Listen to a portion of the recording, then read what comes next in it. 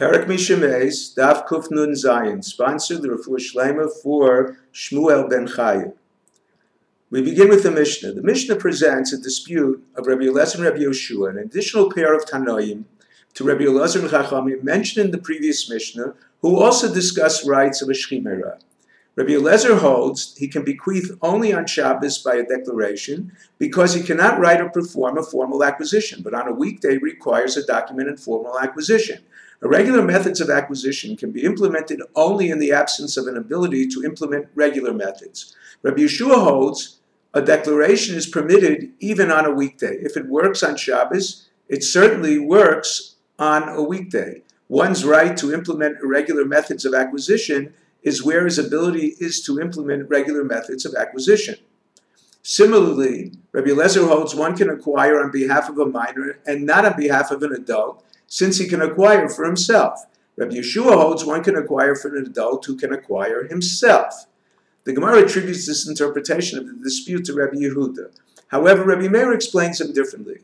The Chachamim needed to facilitate a seriously ill person's last will and testimony.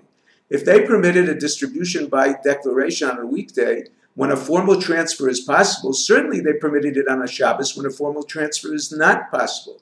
On the other hand, our Mishnah bases his right to distribute on a weekday on the strength of his ability to transfer in a regular manner as well. Rabbi Meir explains Rabbi Elazar holds one can acquire on behalf of an adult and not a minor. Acquisition on behalf of another is based on shlichus, agency. A child lacks that capacity. Now we move on to a new Mishnah. This Mishnah discusses the distribution of an estate where it is unknown which family member passed away first. A house fell, killing a father and a son. The son owed money and a ksuba to his widow. The father's heirs claimed the son died first and did not inherit. The creditor and widow claimed the father died first and the son did inherit. Beis Shammai holds they divide the estate.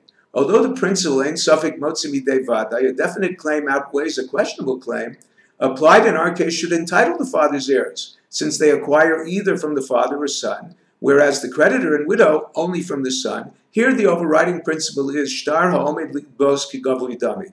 A document that stands to be collected, the amount of the debt is as if it is in the possession of the creditor. Therefore, if the father died first, the son's creditors are in possession of their money, whereas if the son died first, the heirs are in possession. Since there is no way to resolve the doubt, the estate is divided between them. Beis Hillel disagrees. He holds the heirs take precedence. A debt is not tantamount to possession. The Gemara brings a Mishnah describing a fundamental rule for a creditor collecting a debt. A documented loan creates a lien on encumbered property, an oral loan does not. The question: the debtor includes a clause in his document that his future assets are liened to the creditor. Is it binding? The Gemara directs its question to the Rabbanan and not Rabbi Meir, who holds the Adam Makta Davar Shelo Ba L'Olam. A person can transfer ownership of a future asset. Certainly he can lien them. The answer: one can lien a potential asset. The proof: a Mishnah in Ksubas brings a dispute concerning a debtor who claimed he repaid his debt based on the fact that his creditors sold him property rather than demanding he pay the loan with the purchase money.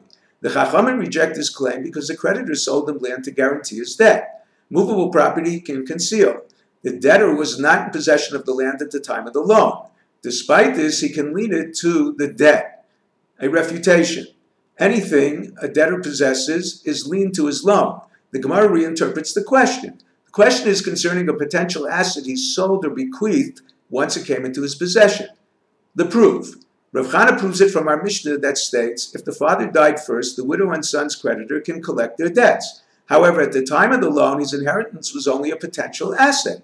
Evidently, one can encumber a potential asset. The refutation: Rav Nachman states our Mishnah is no proof. Orphans are an exception. They are required to honor their father by paying his debts, even if he had no power to encumber potential assets to his debt once bequeathed. Rav Ashi supports the proof because Shmuel, who posed the original question, holds an undocumented loan cannot be collected from an heir. Encumbered potential assets are stipulated, not documented by the debtor.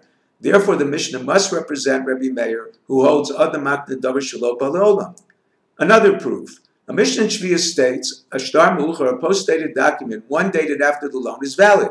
If, for example, dated a week later, any land purchased during the preceding week was a potential asset, sold after the dated loan can be collected for a debt. This can be either because one can encumber a potential asset, or as previously rejected, it follows Rebbe Meir. The Gemara chooses the latter. Another proof.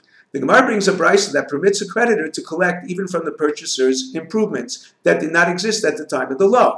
Evidently, the seller can encumber potential assets. Again, this brisa is attributed to Rebbe Meir. The last question presented is if the borrower can encumber potential assets, who acquires in the case of two lenders? The Gemara answers they divide to the amount of their loans. If you're enjoying Daf 5, please click on the link below and become a sponsor. Thank you.